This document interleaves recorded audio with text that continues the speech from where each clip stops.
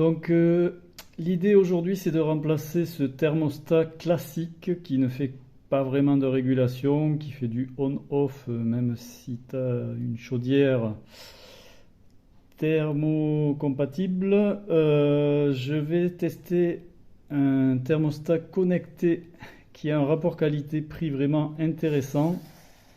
C'est celui-là. Donc l'idée c'est d'économiser le gaz et de faire de la régulation la nuit pour consommer un petit peu moins qu'actuellement. Je vais tester ça et sachant que le rapport qualité-prix est de 45 euros, donc je ne sais pas dans quoi je m'aventure à l'instant T où je vous parle, mais j'ai quand même un petit espoir d'économiser un petit peu de gaz. Allez! A tout de suite pour le déballage. Donc de la marque Refoss. Je sais qu'on en trouve sur internet pour des prix bien plus élevés que celui-là, aux alentours de 150 euros. Celui-là, je l'ai payé que 45 euros. Je vais vous le présenter vite fait. Ça se présente comme ça.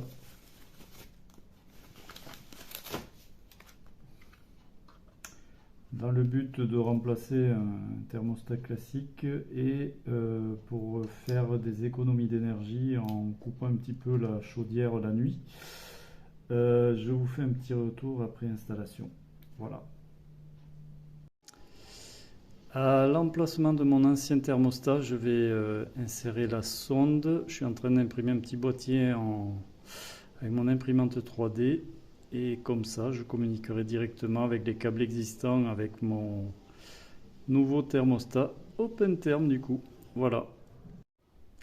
Donc voilà le résultat de mon petit boîtier imprimé en 3D pour mise en place de la sonde en lieu et place de l'ancien thermostat. Voilà, c'est pas trop vilain et franchement ça va faire le job je pense.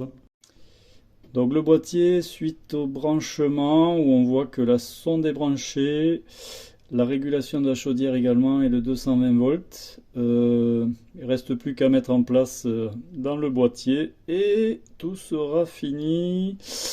Bon, je rajouterai peut-être une petite goulotte pour faire plus joli quand même. Voilà.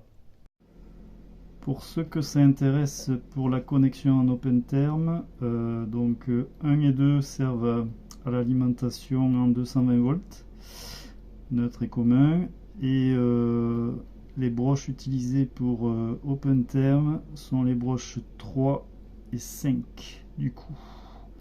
Attention, il y a un sens à respecter, donc il faudra faire pareil sur votre chaudière, sinon ça ne marchera pas, je me suis fait avoir. Donc voilà, c'est branché, fonctionnel et compatible OpenTherm. Du coup, c'est pas du tout indiqué dans la doc, mais ça fonctionne correctement.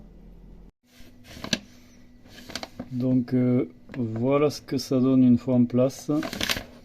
C'est franchement excellent. Je vais vous montrer vite fait les réglages qu'on peut faire, mais je suis plutôt content de l'opération.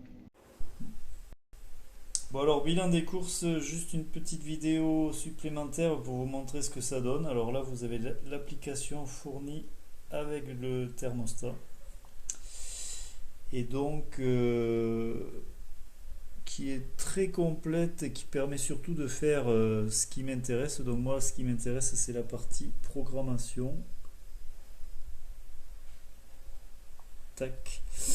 Et comme vous pouvez le voir, c'est très souple, on peut ajuster les températures. Donc moi j'ai fait ce qui m'intéressait dans un premier temps, mais on peut rajouter autant de réglages qu'on veut.